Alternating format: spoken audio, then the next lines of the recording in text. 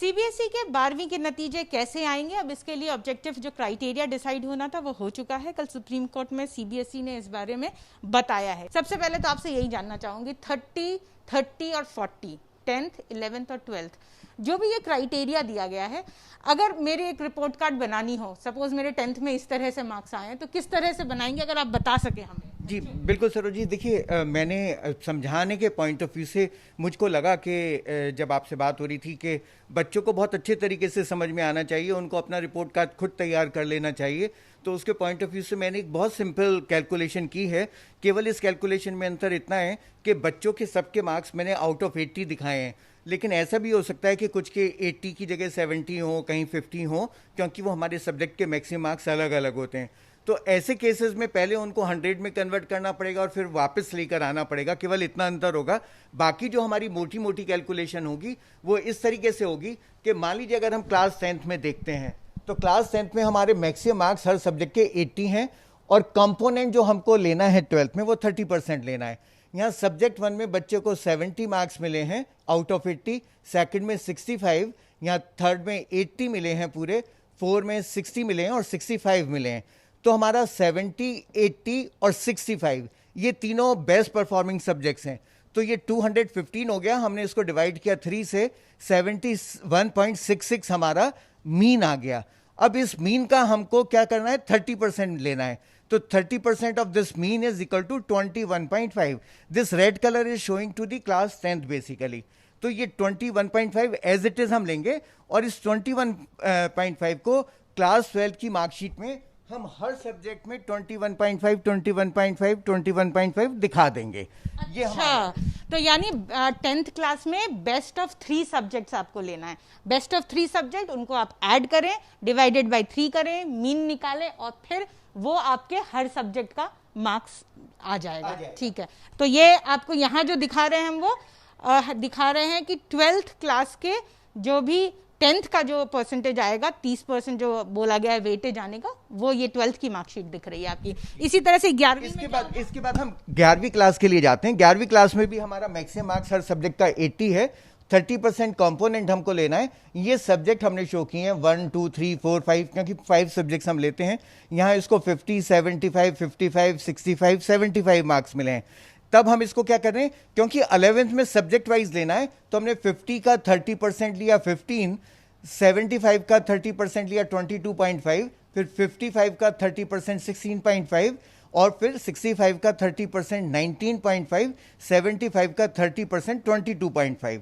ये हमारा 30% हर सब्जेक्ट का आ गया।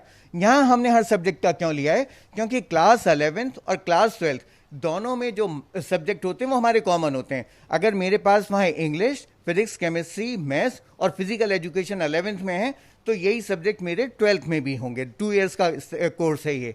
तो उस कंडीशन में हमने हर सब्जेक्ट के 30% मार्क्स यहाँ निकाले और इन 30% मार्क्स को 12th की मार्कशीट में हमने यहाँ पर ट्रांसफर कर दिया। ये जो ब्लू कलर है हमने क्लास 11th के लिए दिखाया है।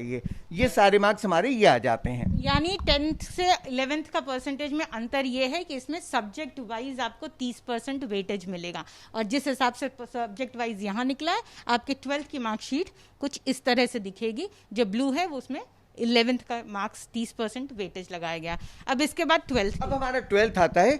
12th में हमारे स्कूल जो हैं वो यूनिट टेस्ट करते हैं, मिड टर्म एग्जाम करते हैं और उसके बाद प्री बोर्ड एग्जाम करते हैं।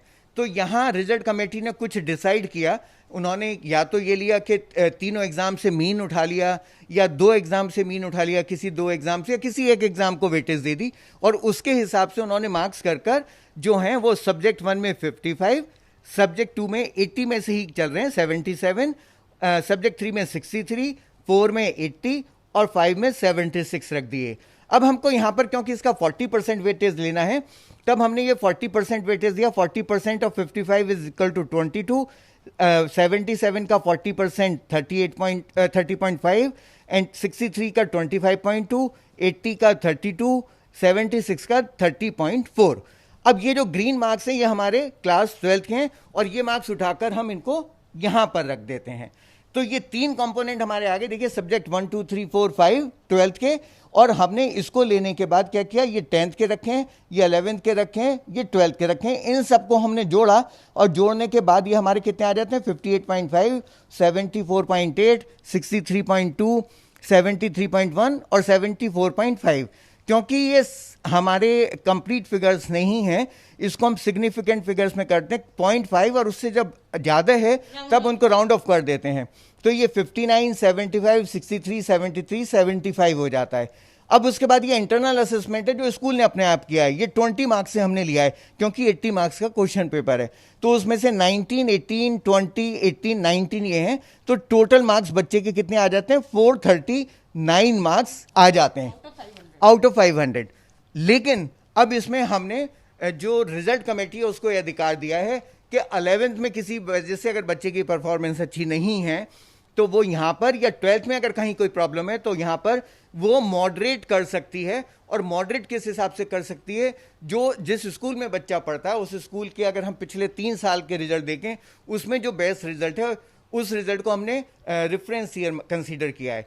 तो उस के मार्क्स में जो उसके सब्जेक्ट के मीन मार्क्स आ रहे हैं हर सब्जेक्ट के, सब्जेक्ट 1 के, 2 के, 3 के, 4 के, 5 के, उसमें ±5 मार्क्स को ऐड या डिलीट किया जा सकता है, और बच्चों को एक क्रम में हम लगा सकते हैं वो मार्क्स देने के बाद। तो होगा क्या कि जो भी बच्चा है उसके ये जो 439 मार्क्स दिखाई दे रहे हैं, ये 439 से जब वो मॉडरेशन होगा, बच्चों को रीअरेंज किया जाएगा एक इंक्रीजिंग डिक्रीजिंग ऑर्डर में, तो ये मार्क्स फिर एनहेंस हो जाएंगे। और ये टीचर्स की जिम्मेदारी होगी, वो जो रिजल्ट कमेटी है, कि किस सब्जेक्ट में कितने मार्क्स बच्चे को वो देकर उस पूरी क्लास को रीअलाइन करती है।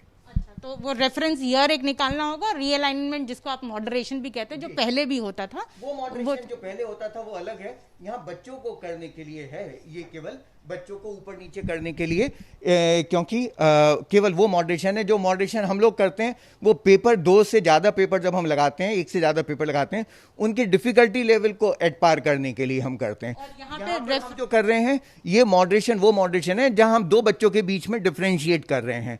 तो वो मार्क्स जो 5 नंबर हमने एडिशनल दिए हैं पर सब्जेक्ट, उसमें बच्चे को वो ऊपर नीचे कर सकते हैं उन मार्क्स को देने के बाद।